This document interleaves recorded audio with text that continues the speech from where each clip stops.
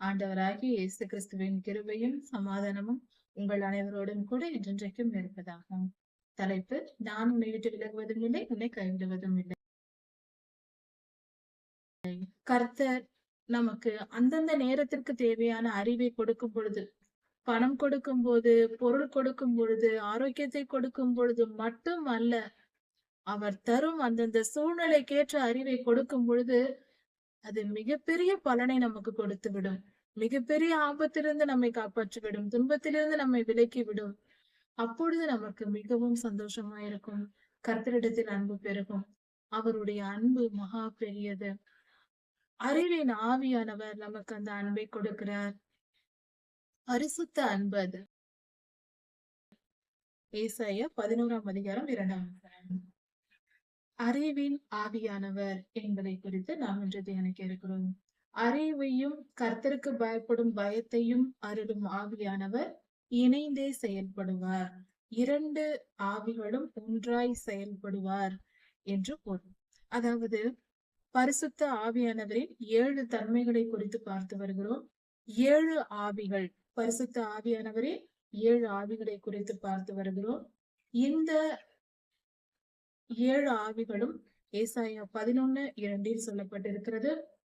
வெளிப்படுத்தல் 5:6 வெளிப்படையாகவே கொடுக்கப்பட்டிருக்கிறது. கர்த்தருடைய தேவனுடைய 7 ஆவிகளும் கடைசி காலத்தில் பூமி எங்கும் அனுப்பப்படுகிறது என்று சொல்லப்பட்டிருக்கிறது. கர்த்தருடைய 7 ஆவிகளும் கர்த்தருடைய ஊழியக்காரர்களுக்கு கொடுக்கப்படுகிறது. பரிசுத்த ஸ்தலத்தில் தான் மனோரா குத்துவிளக்கு இருந்தது. அந்த குத்துவிளக்கானது ஆசரிப்பு கூடாரத்தில் பரிசுத்த ஸ்தலத்தில் இருந்தது. அந்த குத்து விளக்கானது 7 அகல்களை கொண்டதிருந்தது. அந்த 7 அகல்களும் 7 ஆவிகளை குறிப்பதாய் இருக்கிறது. அதில் அறிவின் ஆவியும் ஒன்று. இப்படி இருக்க அறிவின் ஆவி யாருக்கு கொடுக்கப்படும், எப்படி கொடுக்கப்படும் என்பதை குறித்து நாம் தியானிப்போம்.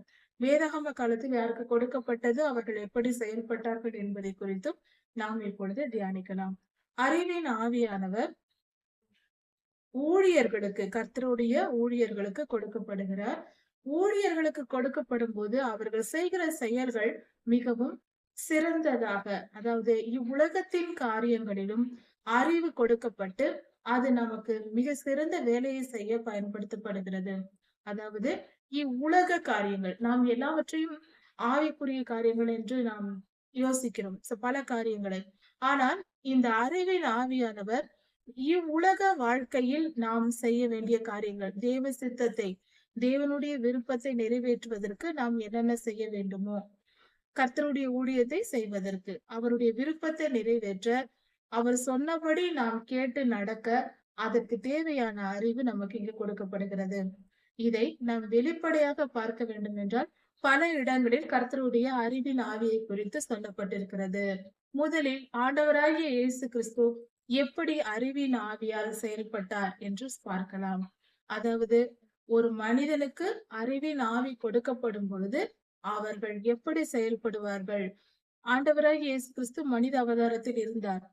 அப்பொழுது துன்மார்க்கர் என்றுதான் சொல்ல வேண்டும். அப்படிப்பட்டவர்கள், வேதபாரகர், பரிசேயர் போன்றவர்கள் கூடிக்கொண்டு கர்த்தருக்கு விரோதமாய் பல காரியங்களை வந்து பேசினார்கள். ஆண்டவராகிய இயேசு கிறிஸ்துவினிடம் கேட்டார்கள். எப்படியாவது ஆண்டவரிடம் குற்றம் கண்டுபிடித்து அவரை கொன்றுவிட வேண்டும் என்று. அவர் வாயிலிருந்து ஏதாவது வருகிறதா? ஏனென்றால் அவர் செயல்களில் எந்த குற்றத்தையும் கண்டுபிடிக்க முடியவில்லை. அதனால் எதையாவது பேசி அவரிடத்திலிருந்து வார்த்தையை வாங்கி அதன் மூலம் அவருக்கு நியாய தீர்ப்பு கொடுத்து விட வேண்டும், வீண் பழி சுமத்தி அவரை கொன்றுவிட வேண்டும் என்று திட்டமிட்டு கர்த்தரிடத்தில் வந்து தேவையில்லாத காரியங்களை கேட்டார்கள். 2 காரியங்களை அவர்கள் இப்படி 2 முறை வந்து பேசியதாக வேதத்தில் கொடுக்கப்பட்டிருக்கிறது. எத்தனை முறை பேசினார்களோ தெரியவில்லை. 2 முறை வேதத்தில் கொடுக்கப்பட்டிருக்கிறது. ஒன்று, கர்த்தரை குற்றம் கண்டுபிடிக்கும்படியாக வந்து பேசுகிறார்கள். என்ன சொல்லுகிறார்கள்? ராயனுக்கு வரி கொடுப்பது சரியா என்று கேட்கிறார்கள். கர்த்தரை குற்றப்படுத்தும்படி. இந்த கேள்விக்கு அவர் பதில் சொன்னால், அதெல்லாம் கொடுக்க தேவையில்லை என்றால் ராயனிடத்தில் போய் சொல்லுவார்கள், உங்களுக்கு வரி கொடுக்க கூடாது. ராயன் என்றால் கலெக்டர், இன்றைய நிலையில் கலெக்டர் போல. கலெக்டர் இடத்திலும் அரசாங்க அதிகாரிகள் இடத்திலும் போய் டாக்ஸ் கட்டக்கூடாது என்று சொல்லுகிறார் இவர் என்று சொன்னால் உள்ளே பிடித்து ஜெயிலில் போட்டு விடுவார்கள் அல்லவா.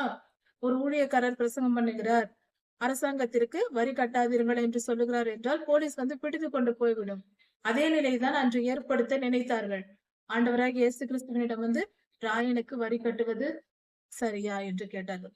இப்பொழுது கர்த்தர் வேண்டாம் என்று சொன்னால் இப்படி பிடித்து விடலாம், இப்படிதான் சொல்லுவார் என்று அவர்கள் எதிர்பார்த்து வந்தார்கள். அப்பொழுது கர்த்தர் சொன்னார் என்னவென்று, அதாவது குற்றம் கண்டுபிடிக்கத்தான் இவர்கள் வந்திருக்கிறார்கள், இவர்கள் வேண்டும் என்று செய்கிறார்கள் என்று ஆண்டவருக்கு தெரியும். ஆண்டவராகிய இயேசு கிறிஸ்துவின் மேல் பரிசுத்த ஆவியானவர் அளவில்லாமல் நிரம்பியிருந்தார் என்று வேதம் சொல்லுகிறது. அறிவின் ஆவியானவரும் அவருக்குள் நிறைவாய்தான் இருந்தார். அதனால் அவருக்கு ஒரு குறைவும் இல்லை. ஞானமாக அறிவாக அவர் பதில் கொடுத்தார். ஒரு காசை கொண்டு வாருங்கள் என்றார். ஒரு காசை கொண்டு வந்தார்கள். அதில் திருப்பி இதில் என்ன இருக்கிறது என்று கேட்டார். ராயனுடைய முத்திரை இருந்தது. அப்பொழுது கர்த்தர் சொன்னார், ராயனுடையதை ராயனுக்கும் தேவனுடையதை தேவனுக்கும் கொடுங்கள் என்றார்.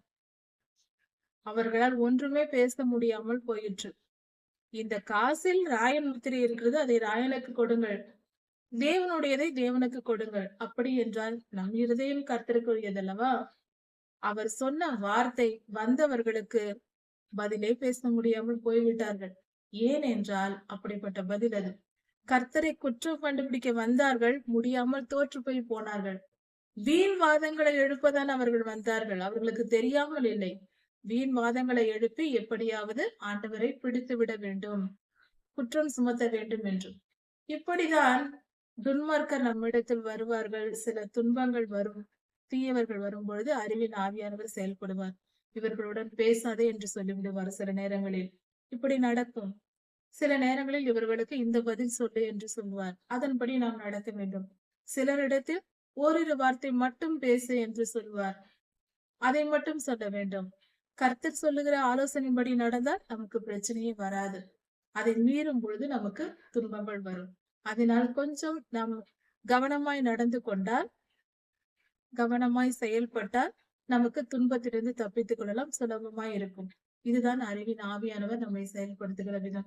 இவ்வுலக வாழ்க்கையில் வெற்றி பெறுவதற்கு மிக சிறந்த வல்லமையாக அறிவின் ஆவியானவர் நமக்கு கொடுக்கப்படுகிறார்.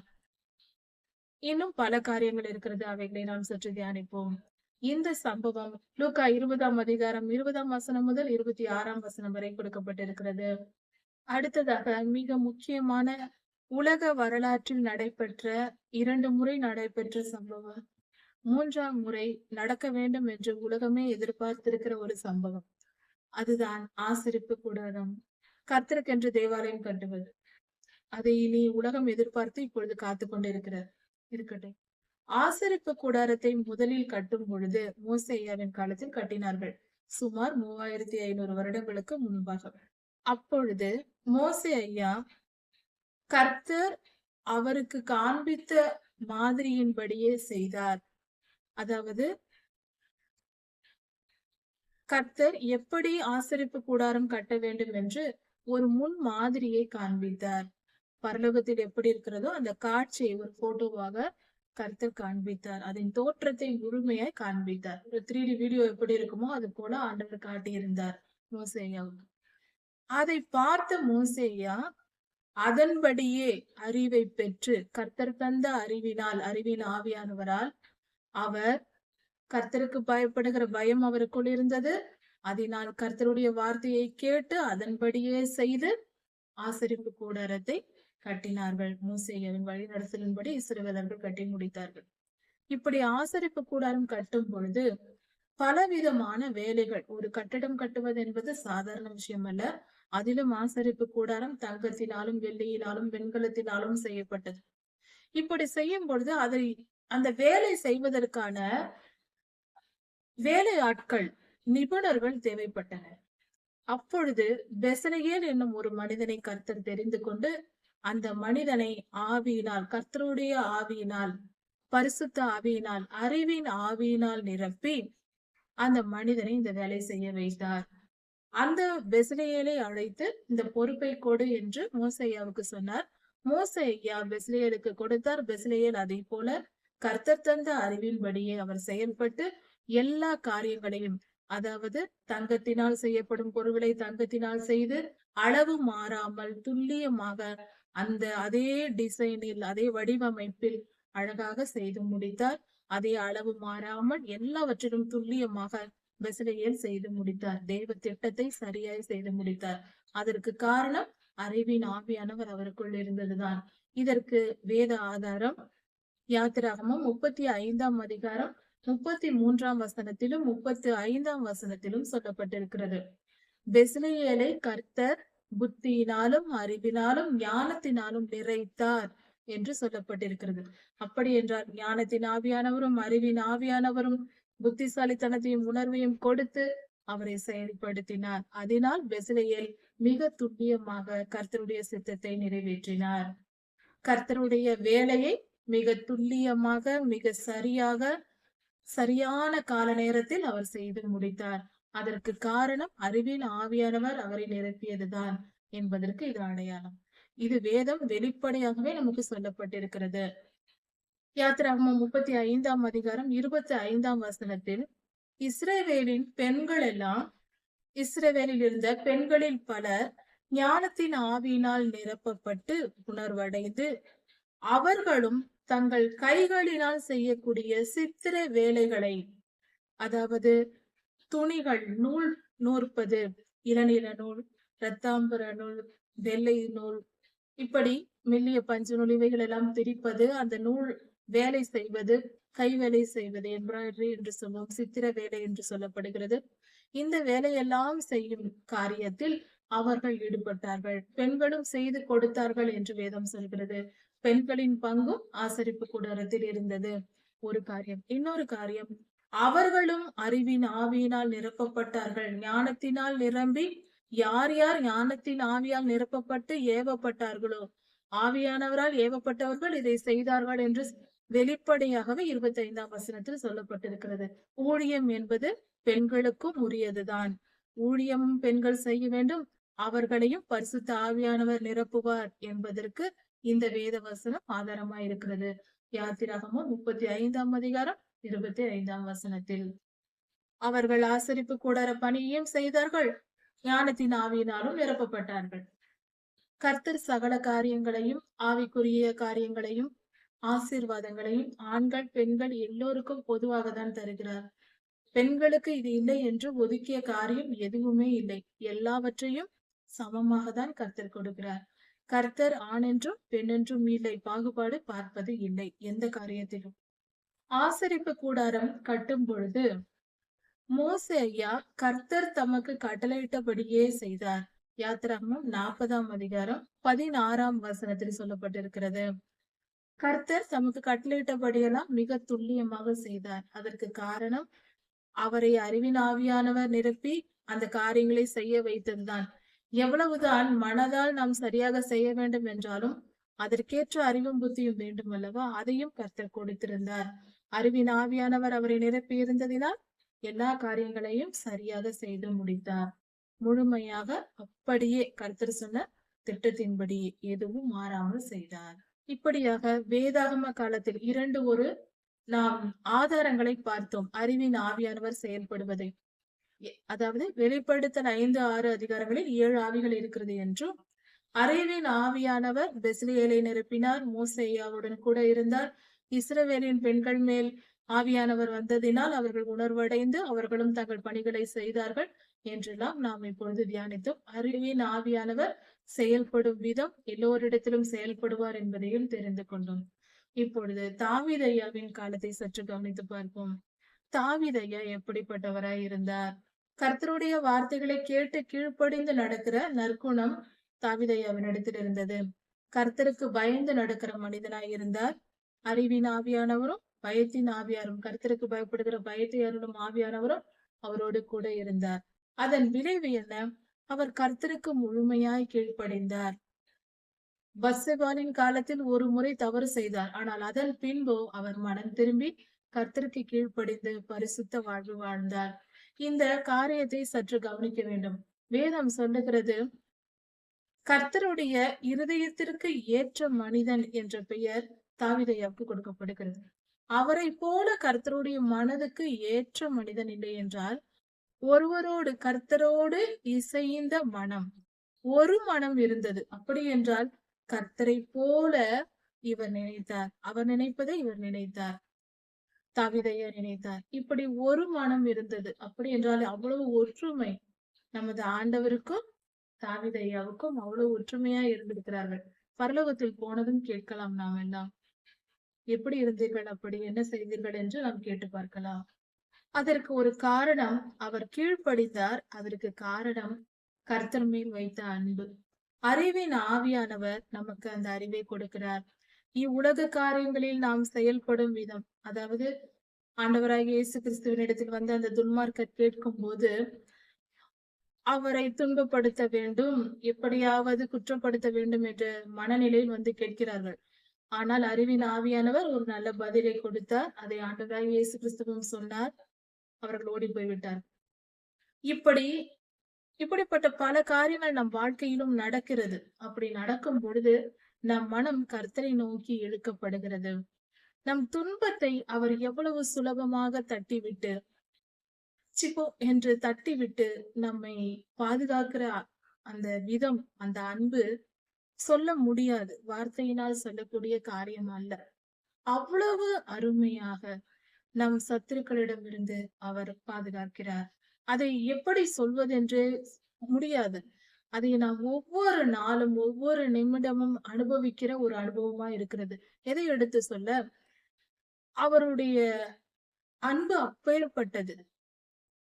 சிறு காரியங்களில் கூட நமக்கு நேராய் வரும் துன்பம் நாம் நினைத்துக் கொண்டிருப்போம், இது பெரிய பூதமாக வரப்போகிறது, பெரிய காரியமாய் இது மிகப்பெரிய துன்பத்தை வரவழைக்கும் என்று நாம் நினைத்துக் கொண்டிருக்கிற சமயத்தில் அதை உடனே கர்த்தர் விலக்கி நம்மை பாதுகாப்பார். நாம் எதிர்பார்த்திராத ஆச்சரியங்களை நம் வாழ்க்கையில் நடத்தி காட்டுவார், அற்புதங்களை நடத்தி காட்டுவார். நமக்கே ஆச்சரியமா இருக்கும், இது எப்படி நடக்கிறது? நம்மை பல வருடங்களாக எதிர்த்து கொண்டிருந்த எதிரியா இருப்பான், மிகவும் துன்பத்தை கொடுக்கிறவனா இருப்பான். அவன் திடீரென்று அடங்கி போய் விடுவான். இப்படி இருக்கும்போது இவன் என்ன ஆயிற்று, திடீரென்று இப்படி அடங்கி விட்டான் என்று நமக்கே சந்தோஷமாகவும் இருக்கும், ஆச்சரியமாகவும் இருக்கும். அவ்வளவு காலம் நம்மை எதிர்த்தவன் ஒரு நொடியில் இப்படி அடங்கி போய்விட்டானே என்று தோன்றும். இப்படிப்பட்ட நம் சத்துருக்களை எதிர்த்து அழித்து கர்த்தர் நம்மை பாதுகாக்கிறார். அவருடைய அன்பு அலாதியானது. அந்த அறிவான வழி நடத்துதல், அதாவது நமக்கு அறிவை கொடுத்து இந்த காரியத்தை இப்படி செய் என்று சொல்லி மிக சிறிய ஒரு சின்ன சின்ன காரியங்களை வைத்து, சிறிய தோட்டாவை வைத்து பெரிய ஒரு மனிதனையே அழிப்பது போல சிறு சிறு காரியங்களை நமக்கு சொல்லிக் கொடுத்து கர்த்தர் பெரிய பலனை நமக்கு கொடுத்து விடுவார். அப்பொழுது நமக்கு மிகவும் ஆச்சரியமாக இருக்கும், சந்தோஷமாக இருக்கும், கர்த்தர் மேல் அன்பு பொங்கும், கர்த்தருக்கு கீழ்ப்படுவோம், கர்த்தர் மேல் பிரியமாகும். அது நமக்கு தானாக வரும். அது அனுபவிக்கும் பொழுதுதான் அதை தெரியும். அதுதான் கர்த்தர் நமக்கு அந்தந்த நேரத்திற்கு தேவையான அறிவை கொடுக்கும் பொழுது, பணம் கொடுக்கும் போது, பொருள் கொடுக்கும் பொழுது, ஆரோக்கியத்தை கொடுக்கும் பொழுது மட்டும் அல்ல, அவர் தரும் அந்தந்த சூழ்நிலைக்கேற்ற அறிவை கொடுக்கும் பொழுது அது மிகப்பெரிய பலனை நமக்கு கொடுத்து விடும். மிகப்பெரிய ஆபத்திலிருந்து நம்மை காப்பாற்றி விடும், துன்பத்திலிருந்து நம்மை விலக்கி விடும். அப்பொழுது நமக்கு மிகவும் சந்தோஷமா இருக்கும், கர்த்தரிடத்தில் அன்பு பெருகும். அவருடைய அன்பு மகா பெரியது. அறிவின் ஆவியானவர் நமக்கு அந்த அன்பை கொடுக்கிறார். பரிசுத்த அன்பு அது. பாவம் செய்ய தூண்டுகிற அன்பு அல்ல, உலக அன்பு அல்ல, அது பரிசுத்த அன்பு. கர்த்தரை நேசித்து நாம் அவருக்கு கீழ்ப்படிந்து இவ்வுலகத்தின் காரியங்களில் நீதியாய் நியாயமாய் நடப்பதற்கு அந்த அன்பு தேவைப்படுகிறது. யாக்கோபு ஐயாவின் வாழ்க்கையை பார்க்கும் பொழுது அவர் எல்லா நேரத்திலும், அதாவது பழைய ஏற்பாட்டு பரிசுத்தவான்கள், நீதிமான்கள் ஒவ்வொருவருடைய செயல்களையும் பார்க்கும் பொழுது ஒரு வசனம் நாம் உதாரணமாய் சொல்ல முடியாது. ஏனென்றால் அவர்கள் வாழ்க்கை முழுவதும் அறிவின் ஆவியானவர் அவர்களை நிரப்பி அவர்கள் வாழ்க்கையை செயல்படுத்தி வந்ததை நாம் உணர முடியும். வேத வசனத்தை படித்து பார்த்தால் யாக்கோபு ஐயா, இஸ்ரவேல் ஐயாவை குறித்து நாம் பார்க்கும் பொழுது அவர் லாபான் இடத்தில் ஆடுகளை மேய்த்த போது, ஆடுகளை சம்பளமாய் பெறும் பொழுது ஞானமான காரியங்களை செய்கிறார். சில ஞானமான சில ஜெனட்டிக்கான சில காரியங்களை செய்கிறார். இப்படி பல அறிவான காரியங்கள், இதெல்லாம் உலக அறிவுதான். ஆனால் இன்று நம் விஞ்ஞானம் கண்டுபிடித்திருக்கிற காரியங்கள் இன்னும் கண்டுபிடிக்காத காரியங்கள் கூட வேத வசனத்தில் இருக்கிறது. அப்படிப்பட்ட காரியங்களை அன்றைய பரிசுத்தவான்களை செயல்படுத்தி இருக்கிறார்கள். இதுவும் அறிவான காரியம்தான்.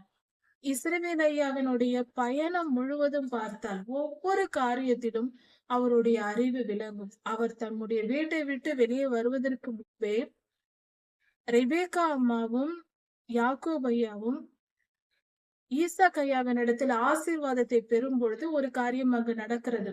அவர்கள் அதாவது ரெபேக்கா அம்மா நினைத்தார்கள், நாம் ஏமாற்றியாவது யாக்கோபு ஐயாவுக்கு அந்த ஆசீர்வாதத்தை வாங்கி கொடுக்க வேண்டும் என்று நினைத்து செய்தார்கள். என்றாலும் நீதியின்படி தேவ சித்தத்தை தான் அவர்கள் நிறைவேற்றினார்கள்.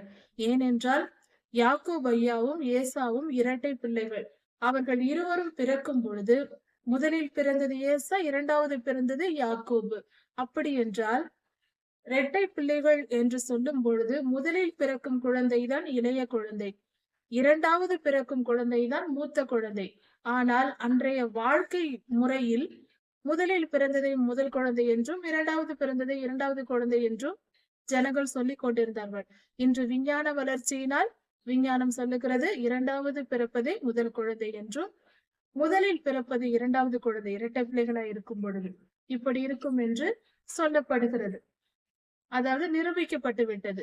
அன்று அவர்கள் உலக பழக்கத்தின்படி அன்றிருந்த பழக்கத்தின்படி ஏசா மூத்த மகன் என்று நினைத்து அவரை ஆசீர்வதிக்க ஈசாக் ஐயா போனார். ஆனால் ரெபேக்காள் அம்மா அவரை ஏமாற்றி அந்த யாக்கோபு ஐயாவுக்கு அந்த ஆசீர்வாதம் பெறும்படி செய்தார். இந்த செயல் சரியானதாக முடிந்தது. முடிவு சரியானதே. அவர்கள் ஏமாற்றியது தவறுதான் என்றாலும் தேவ சித்தத்தின்படி யாக்கோபு ஐயாவுக்கு வர வேண்டிய மூத்த குழந்தையான இவருக்கு வர வேண்டிய அந்த சேஷ்ட புத்திர பாகம் வந்து கிடைத்தது. அது மட்டுமல்ல, முக்கியமான காரியம் ஈசாக் ஐயாவின் ஆசீர்வாதம். அது எல்லாமே யாக்கோபு ஐயாவுக்கு வந்து கிடைத்தது. அந்த ஆசீர்வாதத்தின்படிதான் இன்று வரைக்கும், அதை சாதாரணமாக ஒரு வார்த்தையில் சொல்லுகிற ஆசீர்வாதம் தானே என்று இன்றைய ஜனங்கள் சொல்லிவிடலாம். ஆனால் அது அல்ல. அன்று அவர் என்ன ஆசீர்வதித்தாரோ அது இன்று வரை நிறைவேறி வருகிறது. யாக்கோபு ஐயாவுக்கு அவர் கொடுத்த ஆசீர்வாதங்கள் இன்று வரை நிறைவேறி வருகிறது. உலகெங்கும் இஸ்ரவேலர்கள் இருக்கிறார்கள். அந்த ஆசீர்வாதத்தின் பலனால் தான் இன்று நடக்கிறது. ரெபேக்கா அம்மாள் செய்த அன்று ஒரு நாள் காரியம் உலக வரலாற்றில் எல்லா இடத்திலும் பெண்கள் தான் இருக்கிறார்கள். பெண்களால் தான் உலக வரலாறே மாறி மாறி போய் கொண்டிருக்கிறது. அதை துல்லியமாய் கவனித்தால் பெண்கள் என்றால் ஒன்றுமில்லை, எல்லாம் ஆண்கள் செயல்படுவது போல இருந்தாலும் பெண்கள் தான் உலக வரலாற்றை ஒவ்வொரு நிலையிலும் மாற்றி இருக்கிறார்கள். வேதாகமத்தை வைத்து பார்க்கும் பொழுதே ஏவாள் அம்மா பாவம் வருவதற்கு காரணமாய் இருந்தார்கள். அதே போல சாரா அம்மா இஸ்மவேல் வம்சம் வருவதற்கு அவர்கள் செய்த தவறுகள் இஸ்மவேல் வம்சம் வருவதற்கு காரணமாய் இருந்தார்கள். பரிசுத்த சந்ததியும் அவர்களை பெற்றெடுத்து கொடுத்தார்கள். ரெபேக்கா அம்மா ஆசீர்வாதம் எங்கு இஸ்ரவேலருக்கு வர வேண்டுமோ அந்த ஆசீர்வாதத்தை சரியாக பெற்றுக் கொடுத்தார்கள். இன்று வரை உலக ஆசீர்வாதம், இஸ்ரவேலின் ஆசீர்வாதம் இஸ்ரவேலுக்கு கிடைத்திருக்கிறது. முறைப்படி, நீதியின்படி, நியாயத்தின்படி கிடைத்திருக்கிறது அல்லவா? அந்த ஆசீர்வாதம் வந்திருக்கிறது. அதே போல ஒவ்வொரு காரியத்திலும் இஸ்ரவேல் யூதர்களுக்கு வந்த ஆபத்திலிருந்து எஸ்தர் ராஜாத்தி அம்மா ஒரு குலத்தையே, யூத குலத்தையே காப்பாற்றினார்கள். சிசேராவை கொன்றதும் யாகேல் என்னும் ஒரு பெண் தான். பாராக்கோடு தீர்க்கதரிசினி ஆகிய தொபேரால் அம்மா ஊழியம் செய்தார்கள். பாராக்கோடு கூட யுத்தத்திற்கு போனார்கள். அங்கு அவர்கள் ஜெபித்திருக்கிறார்கள். அதனால்தான் சிசேராவை வெற்றி பெற முடிந்தது. அதுவும் யாகேல் எனும் ஒரு பெண்ணின் மூலமாக தான். அதே போல நமது ஆண்டவராகிய இயேசு கிறிஸ்து பிறப்பதற்கும் கன்னிமரியாள் என்ற ஒரு பெண்ணை தெரிந்தெடுத்து அவருடைய வயிற்றில் தான் ஆண்டவர் பிறந்து வந்தார். உலக வரலாற்றில் எல்லா இடத்திலும் முக்கியமான எந்த இடத்தில் யூட்டன் இருக்கிறதோ அங்கெல்லாம் பெண்கள் இருக்கிறார்கள். ஒவ்வொரு யூட்டனையும் செய்து விடுவதே பெண்கள் தான். சாராள் அம்மா அன்று கவனமாய் இருந்திருந்தால் இஸ்மவேல் வம்சம் வந்திருக்காது. அவர்களுடைய ஒரு சிறு தவறுதான் இப்படி ஆனது. ஆனால் இப்படி ஒவ்வொரு காரியத்தையும் கவனித்து பார்த்தால் மிகப்பெரிய மாற்றங்கள் எல்லாம் பெண்களால் தான் இந்த உலக வரலாறுலே நடந்து கொண்டிருக்கிறது. அது நன்மையும் சரி, தீமையும் சரி. அதனால் பெண்கள் என்று சோம்பேறியாக இருந்து விடாமல் நம்முடைய பங்கு, இந்த உலகத்தில் மனிதர்களாய் பிறந்திருக்கிறோம், கர்த்தர் நமக்கென்று வைத்திருக்கிற காரியங்களை நாம் நிறைவேற்ற வேண்டும் என்ற உணர்வோடு பெண்களும் கர்த்தருடைய ஆவியை பெற்று செயல்பட வேண்டும். கடைசி காலத்தில் வெளிப்படுத்தல் 5ஆம் அதிகாரம் 6ஆம் வசனத்தில் சொல்லப்பட்டிருக்கிறது. கடைசி காலத்தில் தேவனுடைய 7 ஆவிகளும் ஊற்றப்படும் என்று. யோவேலில் மாம்சமான யாவர் மேலும் என் ஆவியை ஊற்றுவேன். அப்பொழுது உங்கள் குமாரர், குமாரத்திகள், ஊழியக்காரர், ஊழியக்காரிகள் எல்லோரும் தீர்க்க தரிசனம் உரைப்பார்கள் என்று. அந்த 7 ஆவிகளும் ஊற்றப்படும் காலம் இதுதான். எல்லோர் மேலும், பெண்கள் மேலும் ஊற்றப்படும். அப்படி என்றால் பெண்களும் ஊழியம் செய்ய வேண்டும். பெண்களும் இந்த உலகத்தில் ஒரு பங்கு என்பதை உணர்ந்து செயல்பட வேண்டும். கர்த்தருடைய பார்வையில் ஆண் என்று பெண் என்று, நான் பெண்தான் சுவாமி, நான் ஒன்றும் செய்யவில்லை என்றெல்லாம் சொல்லி ஏமாற்ற முடியாது. எல்லோருக்கும் கர்த்தர் வேலையை வைத்திருக்கிறார். நம்முடைய பொறுப்பை என்னதென்று அறிந்து கர்த்தரிடத்தில் தேவ திட்டத்தை கேட்டு நாம் செயல்பட வேண்டும். எப்பொழுதும் வீட்டு வேலை செய்து கொண்டு தூங்கிக் கொண்டு நாம் அமைதியாக நிம்மதியாக வாழ்ந்துவிட்டு போய்விடலாம் என்று சோம்பலாக இருக்கக்கூடாது. கர்த்தர் நமக்கு வைத்திருக்கிற திட்டத்தை தெரிந்து கொண்டு நம்முடைய காரியங்களை நாம் நிறைவேற்ற பழக வேண்டும். அதை முதலில் தெரிந்து கொள்ள வேண்டும். அதன் பின்பு அதை குறித்து ஜெபித்து தெளிவாக புரிந்து கொண்டு வேதத்தை தியானித்து ஜெபித்து கர்த்தரிடத்தில் காத்திருந்து சகல ஞானத்தையும் பெற்றுக்கொண்டு கர்த்தருடைய ஊழியத்தை செய்ய வேண்டும். கர்த்தருடைய ஆவியானவரை பெற்று செயல்பட வேண்டும். அதையும் புரிந்து கொண்டு செயல்படுவோம். கர்த்தர் உங்களை ஆசீர்வதிப்பாராக. இதன் தொடர்ச்சியை அடுத்த செய்தியில் பார்க்கலாம். மாரநாதா.